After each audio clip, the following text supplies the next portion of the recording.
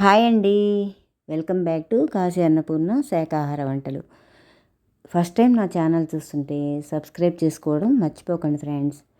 ముందు variety రెసిపీలు, healthy రెసిపీలు share చేస్తాను.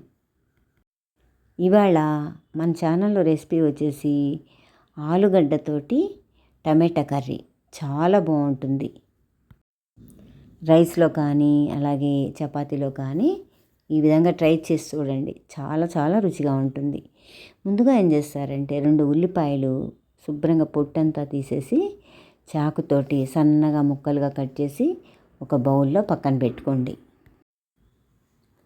తర్వాత 2 పెద్ద టమాటాలు తీసుకొని సన్నగా కట్ చేసేసి పక్కన పెట్టుకోండి. నేను ఇవాళ 1/2 కేజీ ఆలుగడ్డ తీసుకున్నాను ఈ కూరకి. ఆలుగడ్డలంతా శుభ్రంగా మట్టి లేకుండా కడిగేసేసి చెక్కు తీసేసి మీడియం సైజులో కట్ చేసుకోండి. ఈ విధంగా మరీ సన్నగా కాకుండా మరీ లావుగా కాకుండా. తర్వాత స్టవ్ వెలిగించి కడాయి పెట్టి కాస్త ఆయిల్ వేసి ఆయిల్ అంతా వేడెక్కగానే శనగపప్పు, మినపప్పు, ఆవాలు, జీలకర్ర వేసేసి వేయించేయండి. పోపు అంతా కూడా సన్నని మంట మీద. ఈ కూరకి కాస్త ఆయిల్ ఎక్కువ పడుతుంది. ఆ పోపు అంతా వేగంగానే 2-3 ఎండుమిరపకాయలు సన్నగా కట్ చేసి వేసేసి అలాగే వాసనకి కరివేపాకు కూడా యాడ్ చేయండి. తర్వాత ఆ పోపు అంతా వేగంగానే కట్ చేసి పెట్టుకున్నటువంటి ఉల్లిపాయ ముక్కలు వేసేసి పచ్చివాసన అంతా పోయేటట్టుగా దోరగా సన్నని మంట మీద వేయించేసేయండి. ఉల్లిపాయ ముక్కలన్నీ వేగంగానే కట్ చేసి పెట్టుకున్నటువంటి టమాటా ముక్కలన్నీ వేసేసి బాగా కలిపేసేయండి. రుచికి తగ్గ సాల్టు, చిటికెడు పసుపు, కాస్త కారం వేసేసి బాగా మగ్గనివ్వండి కూరంతా కూడా. ఈ ఆలు కర్రీ చాలామంది లైక్ చేస్తారు. ఈ బంగాళదుంపతో బోల్డ్ అని వెరైటీస్ చేయొచ్చు కదా.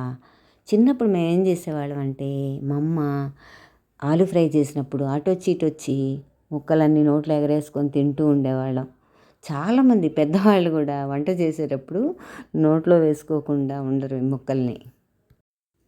ఆ కూరంతా మూత పెట్టేసి మగ్గనివ్వండి. గ్రేవీగా ఈ విధంగా అయిపోతుంది కూర. ఇలా అయ్యాక కట్ చేసుకున్నటువంటి ఆలుగడ్డ ముక్కలన్నీ వేసేసి ఆ కూరంతా కలిపేసేయండి. అసలు ఎంత బాగుంటుందో తెలుసా ఫ్రెండ్స్ ఈ కూర. ఆ టమాటా పులుపుతోటి ఆ బంగాళదుంప ఉడికి ఆ ఫ్లేవర్తో సూపర్గా ఉంటుంది.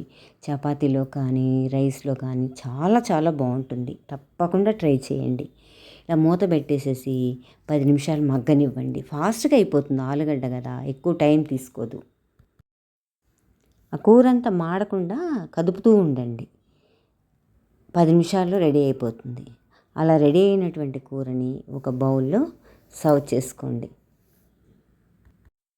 ఈ వీడియో మీకు నచ్చిందా? నచ్చినట్లయితే మీ ఫ్రెండ్స్కి, మీ రిలేటివ్స్కి షేర్ చేయండి. థ్యాంక్ యూ ఫ్రెండ్స్, నా వీడియో ఫుల్గా వాచ్ చేసినందుకు. Please like, share and subscribe my channel. Thank you.